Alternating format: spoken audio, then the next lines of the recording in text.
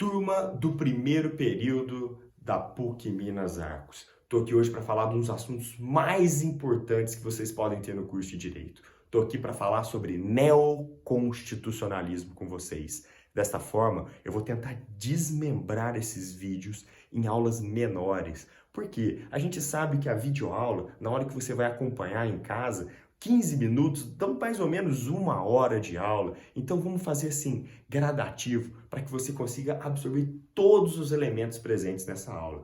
Este assunto assim, ó, vai por mim, é um dos mais relevantes, não da minha matéria, mas do curso de Direito. Tanto é que ele será repetido em algumas outras disciplinas. Mas quem conseguir entender bem essa colocação, passa de maneira tranquila por todo o curso de Direito. Vocês têm slides para acompanhar o desdobramento dessa aula.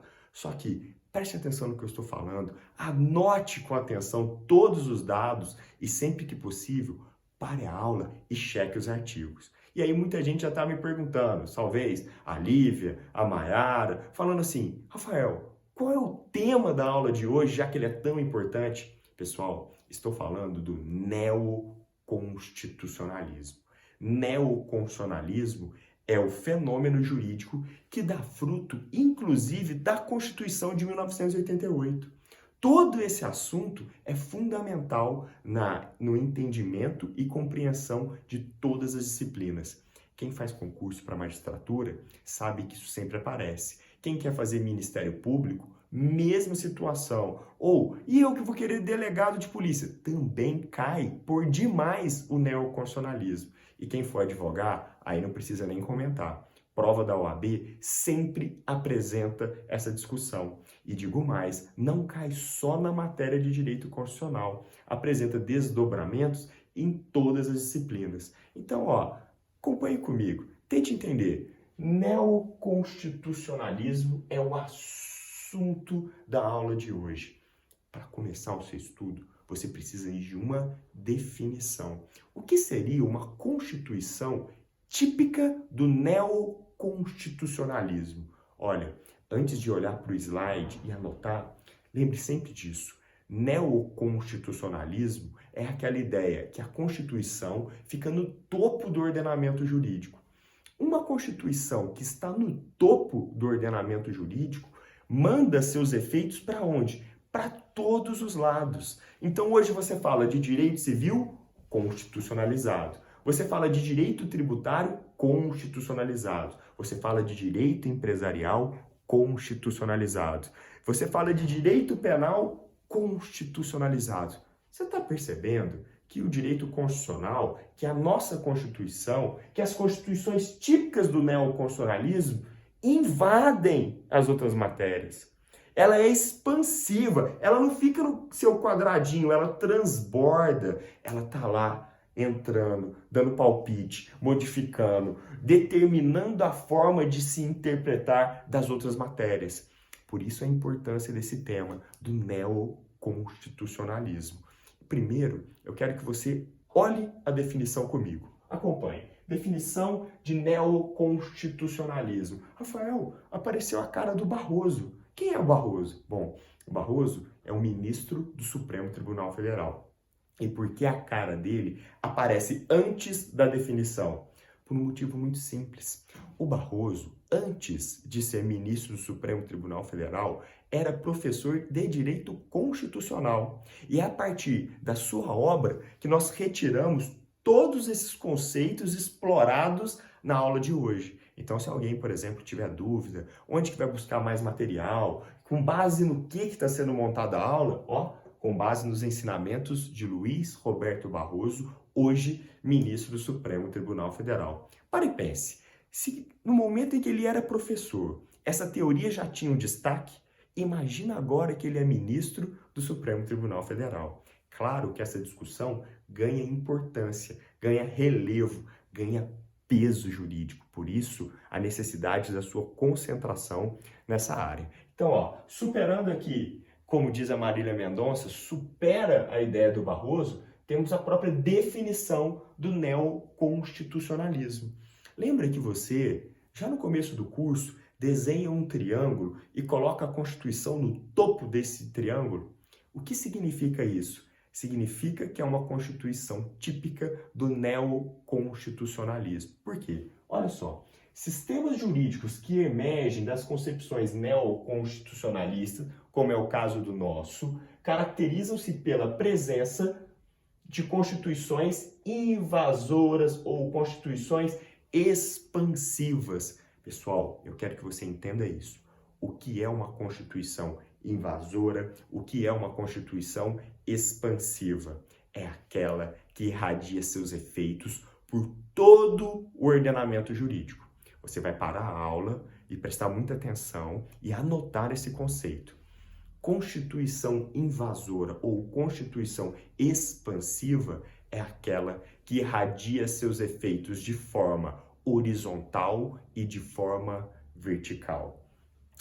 Repetindo, eficácia horizontal e eficácia vertical, ou seja, é aquela constituição que irradia seus efeitos de forma horizontal e de forma vertical. Rafael, eu não entendi a definição. Agora você vai entender. Presta atenção numa coisa. Pós-Revolução Francesa, nós tínhamos o Código Civil de um lado e a Constituição do outro. O Código Civil é o topo do ordenamento jurídico que tratava do direito privado. E a Constituição era o topo do ordenamento jurídico que tratava do direito público. Temos aqui uma dicotomia, direito privado e direito público. Note que nesse momento a Constituição não está no topo do ordenamento jurídico. A Constituição só está no topo do direito público e o Código Civil está no topo do direito privado. O neoconstitucionalismo faz exatamente o que? Coloca a Constituição no topo do ordenamento jurídico e o Código Civil fica onde? Abaixo da Constituição. E não só o Código Civil, como todo o resto do ordenamento. Por isso aquele desenho piramidal, onde você coloca a Constituição no topo. Existem livros antigos que vão dizer assim: o Código Civil é a Constituição do direito privado.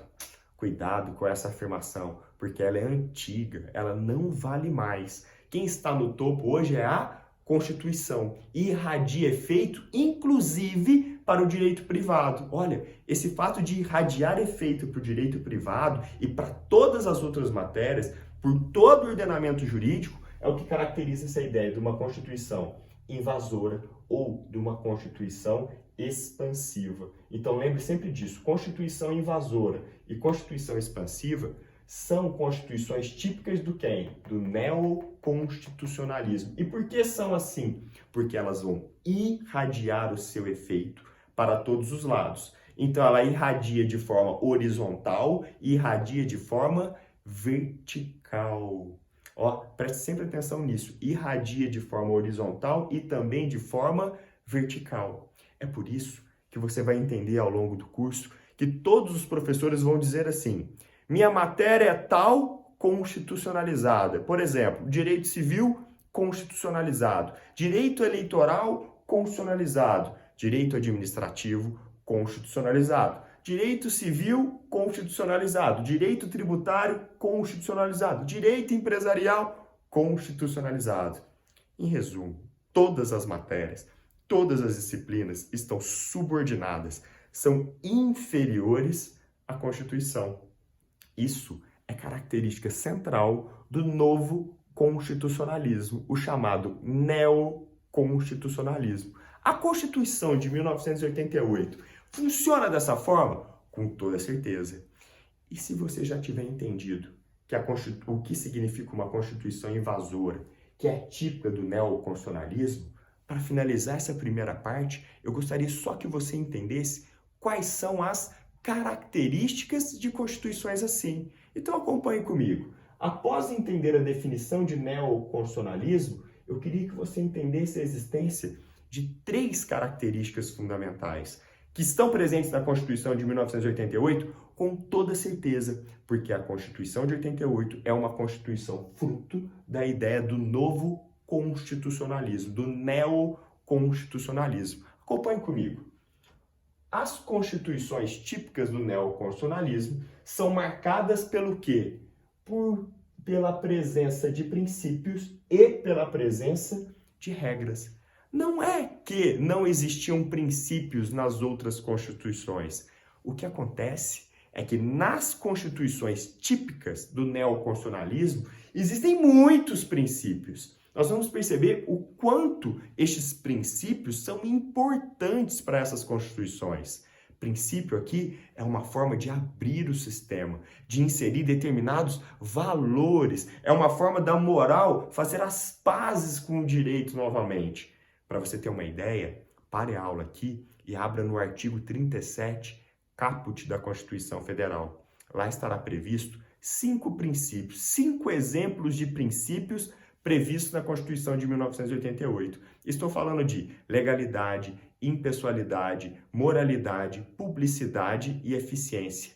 Pessoal que estuda para concurso público chama isso de LIMP. Ó, legalidade, impessoalidade, moralidade, publicidade e eficiência. Exemplos de princípios de como a administração pública deve se portar. Só para você entender que é marca, é típico de constituições do neoconstitucionalismo a presença de princípios. Então, olha só, antes falávamos de uma Constituição pura, sem valores. E se a gente parar para pensar, tanto o nazismo, o fascismo, a ditadura de Stalin, todos esses movimentos assumiram o poder de forma constitucional, porque essas constituições não tinham princípios. Então, o que está acontecendo? Nós estamos reformulando o direito através de uma nova forma de enxergar a Constituição. Por isso o nome, neoconstitucionalismo. Como fazer diferente? Como fazer o novo? Recheando a Constituição do quê? De princípios. Então, ó, tá fazendo concurso público, verdadeiro ou falso, e tá escrito que princípio é marca das constituições, fruto do neoconstitucionalismo, vai lá e marca verdadeiro, correto. Agora, pegadinha, não quer dizer que a Constituição típica do neoconstitucionalismo só tenha princípios. Em alguns momentos, a Constituição também possui regras. Então, é uma somatória de regras e princípios. Mas se você comparar essas constituições com constituições antigas, nossa, você vai perceber o quanto aparece de princípios e esses princípios não existiam. Ó, brinca de Marília Mendonça comigo. Superado essa característica, passamos para a próxima, que é quando falo de extenso catálogo de direitos fundamentais. Se nós tivemos, durante a Segunda Guerra Mundial, a violação de direitos fundamentais dos indivíduos e estamos trabalhando com um novo direito constitucional que nasce depois da Segunda Guerra Mundial, se você quiser proteção, blindar para que isso não ocorra mais, qual foi a técnica utilizada? Olha, discriminar, colocar como verdadeiro catálogo, nomear o quê? Todos os direitos fundamentais para que eles sejam protegidos no texto de maior hierarquia. E você sabe disso. Eu já brinquei com você. Na hora que você está lá numa balada e tem um tanto de gente do direito, o que você fala para as pessoas? Me chama de artigo 5º e diz que eu sou fundamental na sua vida. Estamos falando de direitos e garantias fundamentais. Artigo 5º fala sobre direitos fundamentais. Qual é o maior artigo da Constituição Federal de 1988? Artigo 5º, porque ele possui 78 incisos. Lembre, inciso você escreve com número romano. Então, quando você estudou lá no primário e aprendeu a mexer com número romano, é porque você estava predestinado a fazer o curso de Direito. Você sabe escrever lá 78 em número romano. Só para você lembrar o tamanho do artigo 5º. Se o artigo 5º é grande, é longo, é porque ele apresenta um extenso catálogo de direitos fundamentais. Se ele fosse pequenininho, não teríamos um extenso catálogo de direitos fundamentais. Direitos fundamentais são direitos do indivíduo, proteção do indivíduo contra a maioria, contra a atuação do Estado, contra a atuação de outro indivíduo e assim por diante. Ó, importantíssimo essa primeira e segunda característica. Muito princípio e muitos direitos fundamentais. E para finalizar, a Constituição típica do neoconstitucionalismo apresenta normas constitucionais que determinam a forma de interpretação e aplicação das normas constitucionais. Rafael, eu não entendi. Eu estou querendo te falar que as normas da Constituição vão determinar a forma como se interpretam tudo. Pois você não pode fazer uma interpretação que sai do contexto. Como assim? Imagina que você está no seu WhatsApp e alguém vai lá e pega só uma frase que você falou com o seu amigo e mostra para outra pessoa. Olha que está falando de você. Se você tira do contexto, você distorce o sentido. E a Constituição tem que ser interpretada de maneira unitária, tendo a relação entre as diversas normas. Então, quando você vai interpretar uma lei que tem que estar de acordo com a Constituição, nós temos que fazer uma interpretação do sistema, sistematicamente. O que significa isso? Levando em conta o contexto. Toda interpretação que é feita de maneira isolada acarreta erro, acarreta problema na solução do caso concreto. Então, o que eu estou querendo te falar? A Constituição típica do neoconstitucionalismo apresenta 3 características fundamentais. A primeira, anote comigo, muitos princípios. Depois, extenso catálogo de direitos fundamentais. E, por fim, marca uma nova forma de interpretar. Como assim? Poxa, as coisas vão ter que ser interpretadas de acordo com normas já previstas na Constituição. E eu paro a aula nesse momento e você começa a refletir sobre isso, pois eu inauguro o próximo bloco falando exatamente sobre o quê? Dando um exemplo de como esta interpretação é diferente. Mas uma coisa é certa, a Constituição típica do neoconstitucionalismo modifica a forma de interpretação das normas. Então, marque bem esses 3 elementos na sua cabeça, pois isso salva vidas. Espero por vocês no próximo bloco.